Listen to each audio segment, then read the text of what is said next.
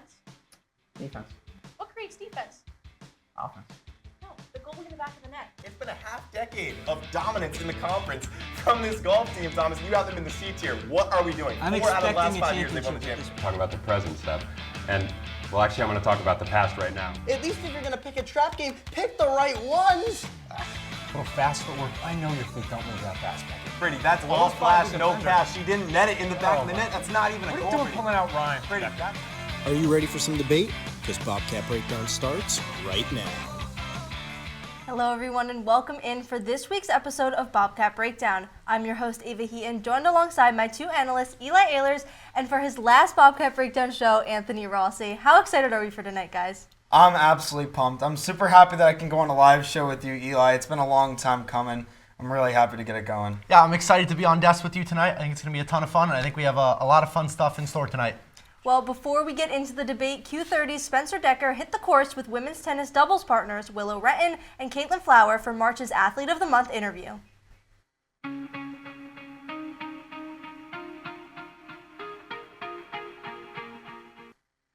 Hello and welcome to the Quinnipiac Tennis Courts for our Q30 Athlete of the Month. I'm joined by Caitlin Flower and Willow Retton. Guys, how are we doing today?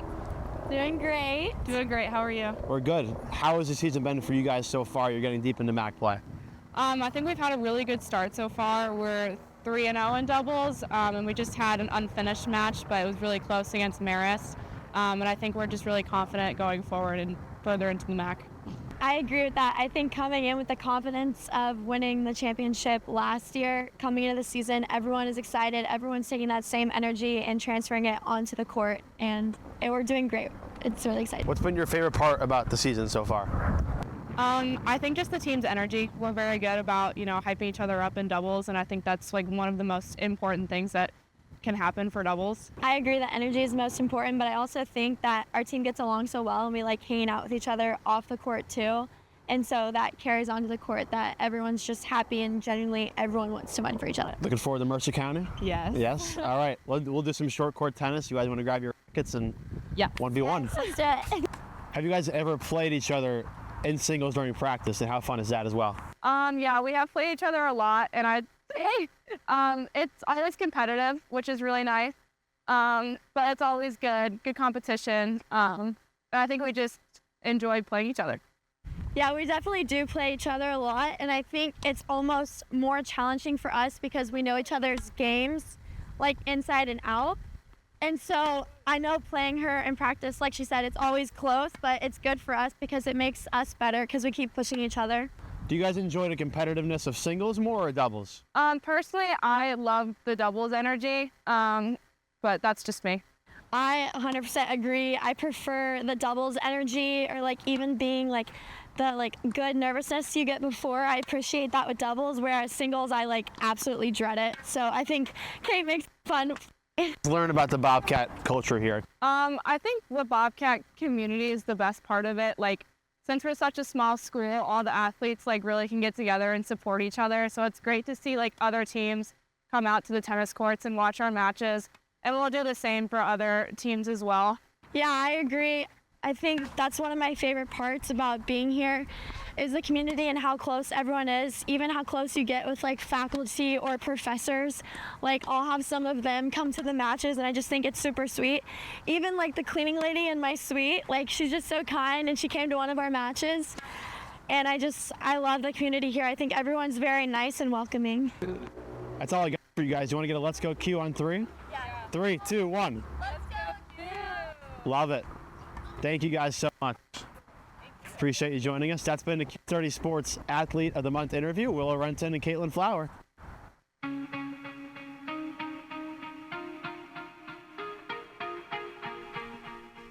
Thanks, Spencer. Now sticking with the women's tennis team, while the Bobcats are 11-6 overall, they've posted a 3-0 conference record, including their latest 4-3 win over Marist. This begs the question, with 5 regular season matches remaining, will the team lose a game in MAC play? Eli, let's start with you.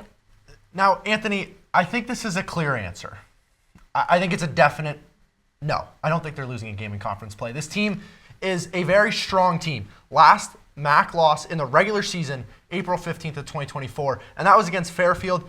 who they went on to win the MAC that year. So they are a very, very strong team. And I think the biggest thing is this team is so deep compared to other MAC teams. You look at their 3, 4, 5 in singles, and they could compete with, a 1 or a 2 for some of the lower MAC teams.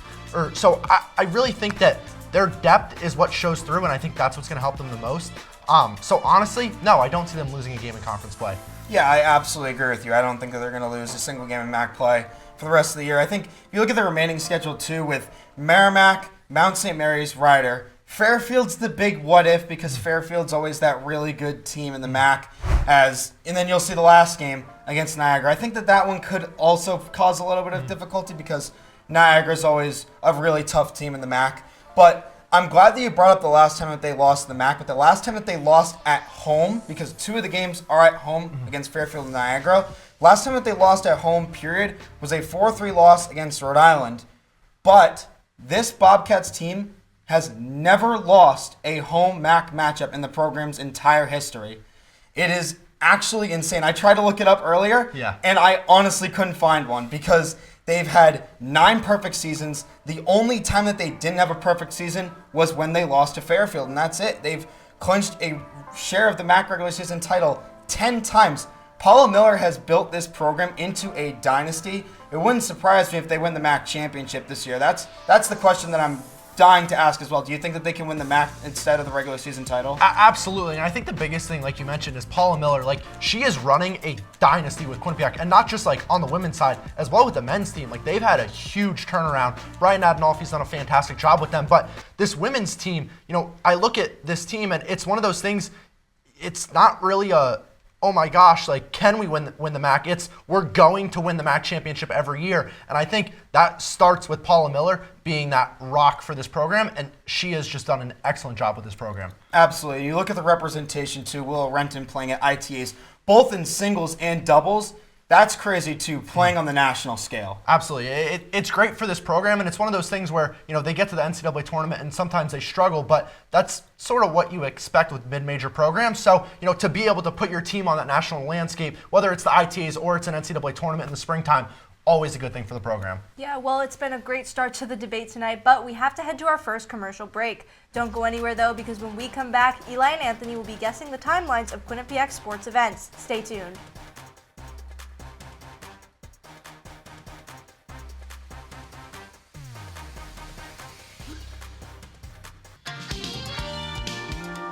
Anybody want a package? Don't worry, sir, baby.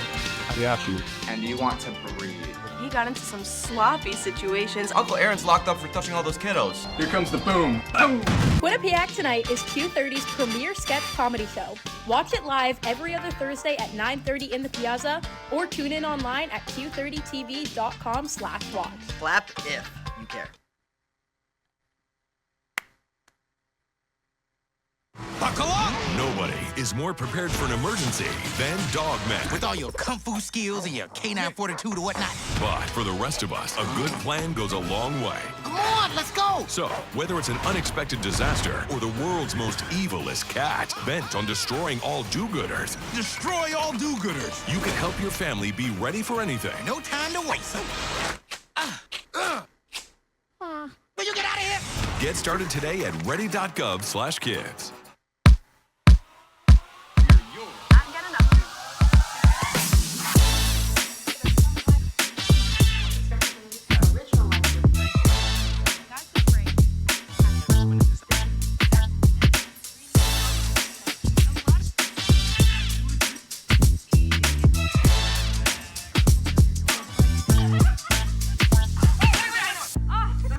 From Hamden to Hollywood. We are your source for Quinnipiac's entertainment news.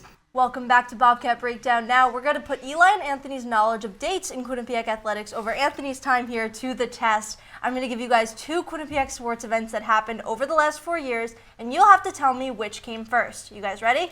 Absolutely. I'm as ready as I can All right, close your iPads. No cheating from either of you. All right, first up, we have a recent one. Okay. Which came first? Women's ice hockey securing the number 3 seed in the ECAC, or men's ice hockey's Ethan Wittenbach registering his 50th point? Ooh, that is tough, because I was there for when they secured the 3 seed, when they secured a top 3 seed. I don't remember when Ethan Wittenbach recorded his 50th point. I'm trying to think. So, if I remember correctly, I remember this part. I was on the ice hockey call against Yale with Zach Naffa. That was the weekend where Wittenbach had like a 6-point weekend. I think was he at 49 at that point, or did he I don't know. That's where I'm at right now. Are we ready? I got my answer. Yeah. I mean, if you guys have your answers, we'll turn them around and we'll show them. I said women's ice. I also said women's ice.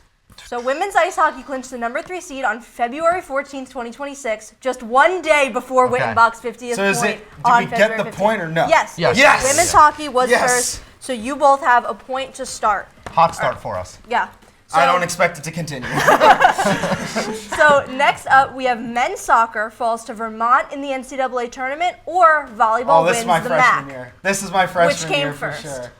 Good luck on this one, Eli. I think I know this one, though.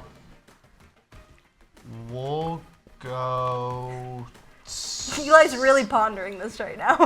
The one thing Eli does know is that this was pre-beard Eli. I can give you that as a fact. This was not your freshman year, though. This was my freshman year. Yeah. That was all the way back in the day. Way back when I was a Come on. I'm ready when you're ready. Yeah. All right. I said men's soccer. I said volleyball. Okay, we'll have to see. So just 2 days between these two events. Men's soccer fell to Vermont on November 17th, and volleyball won the MAC on November 19th. So Eli is correct. Oh, what? I thought it was after. Who came first was the question. Oh. Come on, Anthony. Got it. Okay. Let's keep it That's together. That's my bad. He's trying to change the rules. Based on that point. That's what he's really doing, but All it's right. okay. Now let's jump over to Lender Court, which came first. Men's basketball clinching the team's second consecutive MAC regular season title, or women's basketball snapping Fairfield's MAC win streak at 39 games. This was last year. Yeah, it was last year. It's a tough one. That is a really tough one. Because I don't know if men's basketball clinched it at the end of the year or they clinched it earlier. I'm going to go... I know women's basketball, it was their last game of the regular season. That was? No, the Fairfield game was not the last game of the season. Where they snapped the win streak? Yeah, it was. No, it wasn't. A little bit of disagreement here at the desk. I don't think so. Okay, sounds good. I could be crazy. Okay. All right. I went with women's basketball. Okay, I disagreement. went men's basketball. Anthony says women's basketball, you say men's basketball. So this is another set with just 2 days between them. Men's basketball, second consecutive MAC title, came on March 6, 2025, and women's basketball beat Fairfield on March 8th, which means men's basketball was the answer. Yes! 3-0. So You've gotten all of them correct. Yeah. That's impressive, That too, is because you impressive. weren't here for the volleyball and Vermont ones. I so. wasn't. I was Props here to in you. spirit, but I wasn't here. Well, next up, women's lacrosse clinched a playoff berth for the second time in 3 years, and Amari Monroe announced he would return to Quinnipiac for his senior season. But which came first? So, funny story here. I know Amari came back, I believe it was April 5th, because it was my mom's birthday of last year. Now, I don't remember the women's lacrosse, so we'll go... I don't know the date of the women's lacrosse, but we'll go men's basketball. You're going Amari? I'm going Amari. I went Amari as well. You guys both went with Amari Monroe, so this is actually our biggest gap in dates yet on this one. Women's lacrosse playoff clinch came on April 16th, 2025, and Monroe announced his return on April 5th. So you were both correct. I remember one of the breaking news things for the night of Sports Pause that night was Monroe returning for another year. You know what the biggest win is? I remember my mom's birthday. That is a W. Big win. Big win for you. Shout out Mrs. Ehlers. Big win for you. All right, now Katie Taven became the first former Bobcat to be drafted to the PWHL, and women's soccer lost to Princeton, but would not lose another game until the NCAA tournament. Which one was first? Okay. So, Tabin was the inaugural PWHL draft. Yeah. No, I know that. She was drafted by, I don't remember the team name. I think it was the Victoire. But, I don't know, honestly. Honestly, I'm just giving a shot in the dark. I am keeping it real with you here. This Okay. handwriting is awful, but You're it both says going women's Tabin? ice hockey. Okay. Yep. So Katie Tabin was drafted on September 18th, 2023, and women's soccer's loss to Princeton was just 1 day prior on September 17th. So we're both wrong. You're both wrong. Another close one. That's Eli's first one wrong, right? It is. Tough That's one. insane. The score is Props 4 to you. 4 to Feeling 2 really technically low on right life now. but it's okay. All right. Our final two events. Women's track and field claims the team's 4th straight MAC title, or field hockey announced its move to the NEC. Which was first? I know this one. Oh, yeah. I think This one I know.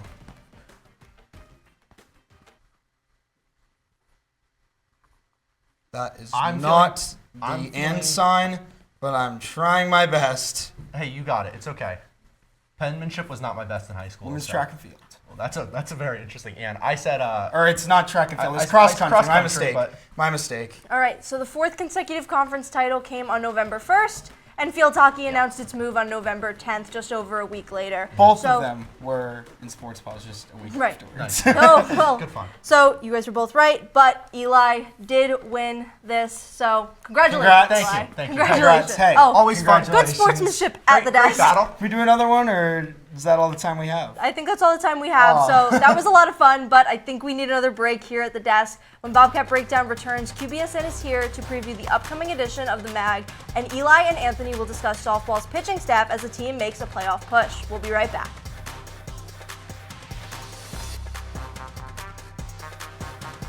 Left for Vidicek. Vidicek walking in. Shot. Save made. Rebound. Score! Did you miss this goal last night? No worries, we got you covered. Antonin Varel gets the puck to Ethan Winbach in front of the net. He puts it past Alvin Brea.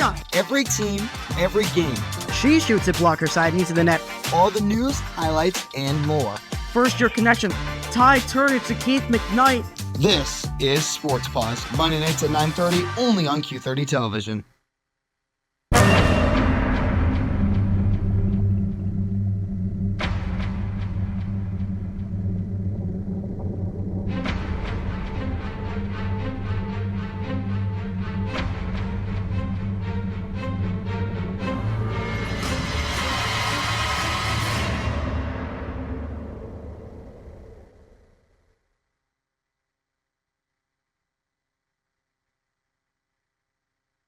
The go-to Quinnipiac news source for students by students. We've got the latest on campus news, student life, and stories all around the country. Get to know your local community with features on Hamden businesses and politics. Everything you need to know, all in 30 minutes. Wednesdays at 9:30, reporting for the Quinnipiac community. I'm Melissa Sheehan. I'm Sophia DeBona. I'm Amari Smith. I'm Christina Semanis. I'm Riley Farrell. I'm Andrew Allison. I'm Miranda Patorti. We are the Q30 Newscast.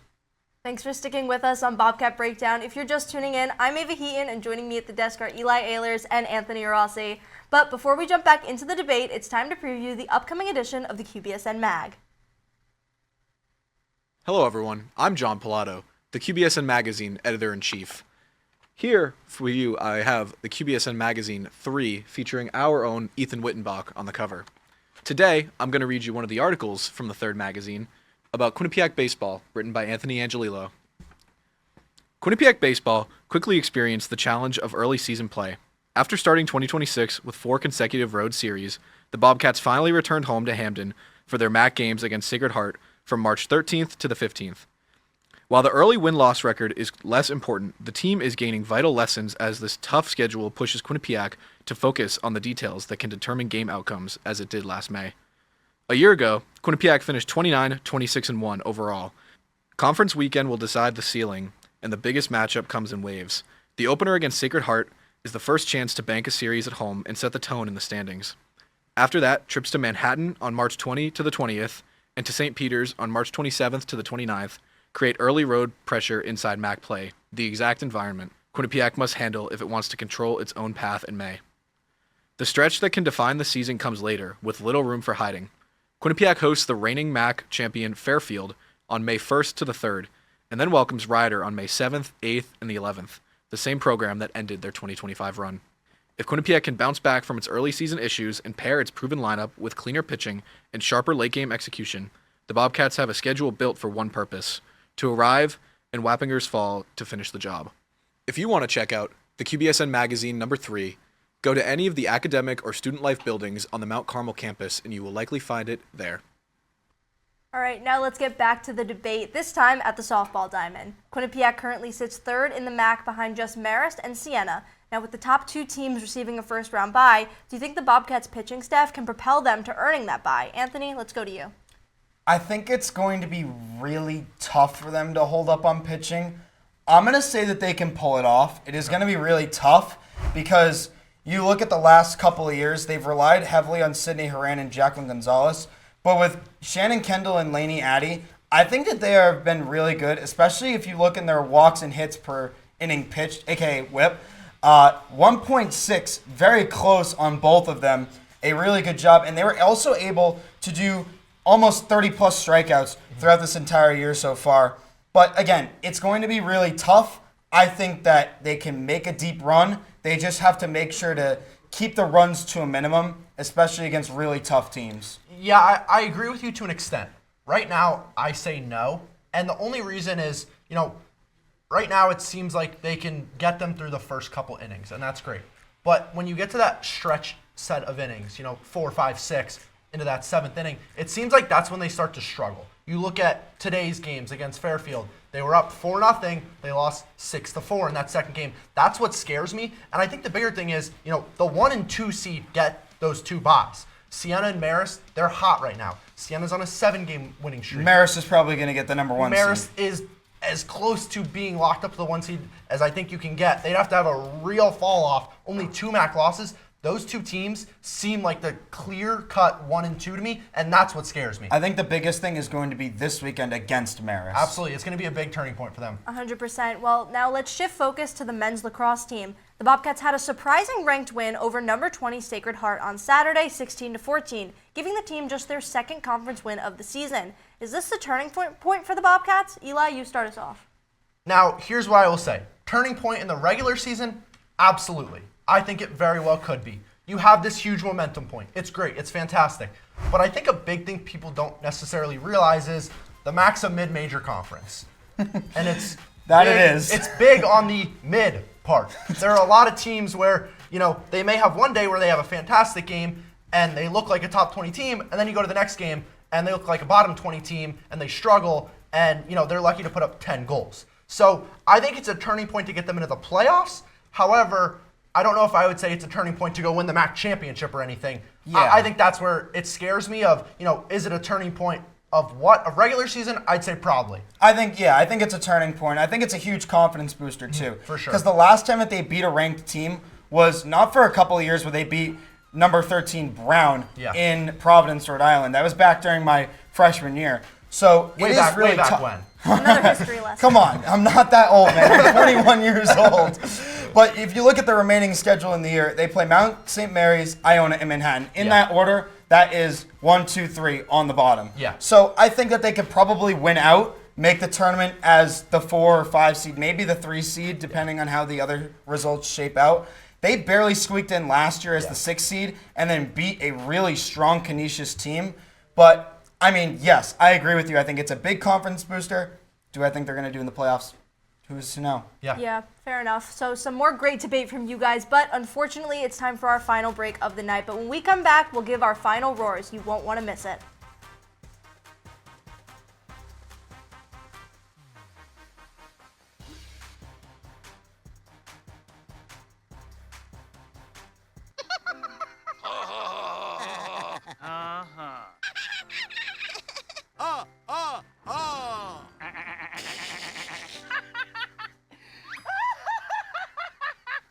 Elmer loves to giggle. Elmer's mommy taught him that laughing can help when you have a big feeling, like when you feel happy. Make sure to celebrate when you're happy and laugh it out. Love your mind.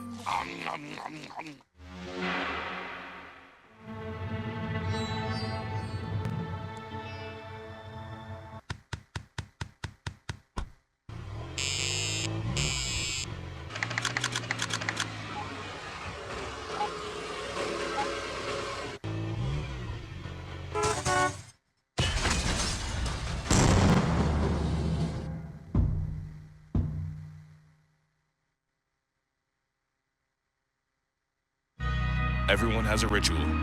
That small thing we do to keep us focused. But what do you do to keep your head in the game? To drown out the self-doubt and support your mental health.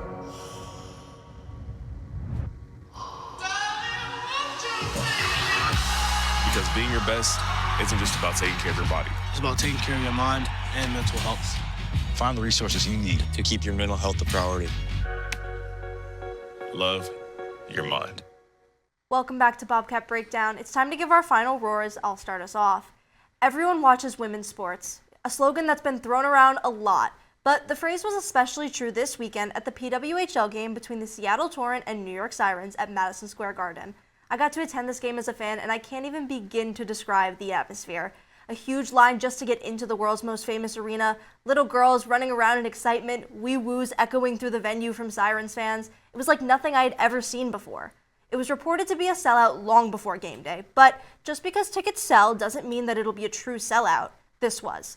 I did not see a single empty seat from where I was sitting, and when the Sirens scored, the roof was blown off the Garden. What would have ordinarily been a boring game with the score being 1-0 for the majority was engaging throughout because of the environment. Just walking around the concourse and conversing and overhearing people talking about how much this meant to them, their daughters, their mothers, and their wives made me realize something. Sports being a male-dominated field never had anything to do with men liking sports more than women, and everything to do with sports' lack of creating a safe space for women, which is exactly what the PWHL has done. So the phrase, everyone watches women's sports, isn't just a catchy slogan, it's a declaration, an affirmation, and just the truth. This weekend proved that if you make games feel welcoming and accessible, people will show up. What exactly does success look like? In sports, if there's no trophy on the bus ride back, people are quick to call the season a failure. But does that really mean it wasn't successful? Success is far more than just the trophy. So many fans are quick to call out players on social media or say they failed the team. Let's take college sports, for example. It's a bunch of 18 to 22-year-olds competing, developing, and trying to get better every day. Many of them are chasing the dream of playing professionally. And honestly, student media is no different. People love to look at who won the award, the recognition, or the final product and treat like that's the only thing that counts. But nobody sees the stuff you do when no one's watching. Are you the first to offer help when needed? Are you the one making everyone else around you better? Because whether you're on the field, court, or ice, behind the desk, or in the control room, success is not just about what you win. It's about the standard you set, the effort you give, and the work you put in when nobody is clapping for you. Don't measure the success on if you were the best at your position or made the best stories. Measure it on if you had a positive impact on others and made others better because you were there to help them along this crazy journey. For those that know me in student media, they tend to know that I do my final roars on up-and-coming athletes that are making their names known in the NCAA. Well, guess what? I'm continuing that trend, but this time I'm not talking about athletes. I'm going to talk about two of my best friends in student media, and that's the two people sitting right beside me on this desk tonight. I'll start with the one directed to my right. Ava, you are one of the most hardworking and caring people that I've ever met in my life. You put so much into your work and give off so much passion to what you're doing. It makes me think a lot about my passion for hockey, and I'm glad that we share that. After all, that's something we've bonded over throughout the last 2 years. Well, that and Sabrina Carpenter. But that doesn't tell the whole story. When you got named as an associate producer for Sports Pause last year, I was so excited because I knew how much talent and passion you would bring to producing. And then all the memories just started building themselves. From countless hours of making graphics in the Wedge for Pause, to phone calls where we literally talked about anything and everything, I'm so happy to call you one of my best friends and to look to keep that friendship going, even though I'm leaving college within the next month. Now for the man that I kind of helped decide on coming to this university in the first place. Yes, Eli, I'm bringing it up. This guy DM'd me on Instagram in March of my freshman year and told me that he was deciding between here and Missouri. He wanted my advice of all people, and I had no idea that Mizzou had a good communications department until only a year ago. But I digress. I bring this up because Eli has always been a go-getter. From the first weeks he stepped on campus a couple of years ago, he wanted to get involved from the start. When it was announced that he was going to be a part of the volleyball beat reporting staff with me and Gage Kilborn, I was so excited to work with him, and the friendship just blossomed from there. We worked together on women's ice hockey in that year as well, and though rocky at times, I can truly say that all of us on that staff grew a lot in that season, and definitely for the better. Your potential then skyrocketed into being an executive producer for your sophomore year, and now you're the sports director this year. Who knows where you're going in your senior year, which is even crazy to think about, and I know that you'll do amazing things next year as well. Both of you have been integral in helping me grow as a producer, a person, and most importantly, a friend throughout the last couple of years. And I hope our paths are able to cross after I walk across the stage in a few weeks.